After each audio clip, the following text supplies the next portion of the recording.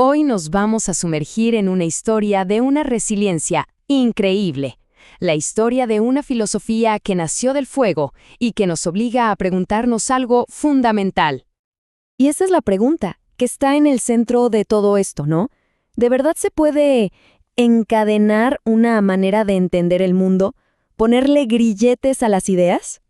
Porque lo que vamos a ver es justamente eso, el relato de cómo sobrevivió y no solo eso, de cómo renació una cosmovisión que se enfrentó a uno de los intentos de aniquilación más brutales de la historia. Para entender de dónde saca esa fuerza, tenemos que ir al principio. Antes de la gran ruptura, este pensamiento bebía de dos fuentes de sabiduría ancestral.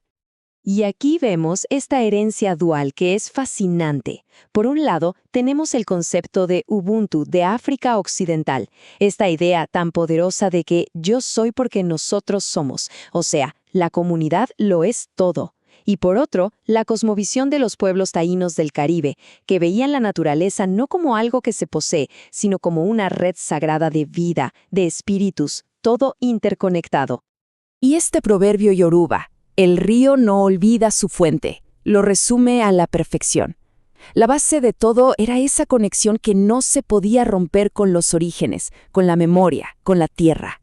Una memoria que, como vamos a ver, se negó a ser borrada. Pero entonces llegó el cataclismo, un evento que de manera deliberada, sistemática, intentó hacer añicos todo este mundo. Y esto es clave entenderlo. La trata de esclavos y la colonización no buscaban nada más explotar cuerpos y saquear tierras. No, el objetivo era mucho más profundo. Era un esfuerzo consciente por aniquilar las cosmologías, los idiomas, las identidades africanas e indígenas. Querían crear un vacío, borrarlo todo. Pero, ante este ataque brutal, la filosofía no murió. Se hizo clandestina. Sobrevivió en formas ocultas, como si fueran brasas ardiendo muy bajito debajo de las cenizas. Y las tácticas para sobrevivir fueron de una inteligencia increíble. La sabiduría se empezó a pasar de boca en boca, a través de cuentos, de proverbios. Las deidades africanas, los orishas, se disfrazaron de santos católicos en religiones como la santería o el vudú, y por medio de rituales secretos se mantuvo viva la conexión con los ancestros, con esa fuente original. Y de esas brasas, de esa memoria que se mantuvo viva a escondidas durante el siglo XX, emerge una voz nueva, potentísima, una voz lista para articular toda esta filosofía, pero ya no para sobrevivir, sino para luchar por la liberación en el escenario mundial. El primer gran movimiento que toma forma es el panafricanismo.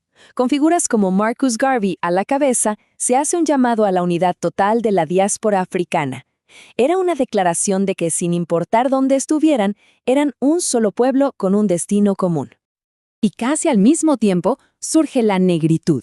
A ver, si el panafricanismo era el brazo político, la negritud era el alma cultural. Un renacimiento artístico, literario, filosófico, una recuperación total y orgullosa de la identidad negra frente a siglos de racismo. Esta frase de Senghor es tremenda y lo resume todo. La emoción es negra como la razón es helénica. Ojo, no se trataba de decir que una es mejor que la otra, sino de afirmar un modo propio de ser, de sentir y de conocer el mundo, de reclamar un lugar único, valioso y distinto al de la mentalidad colonial europea.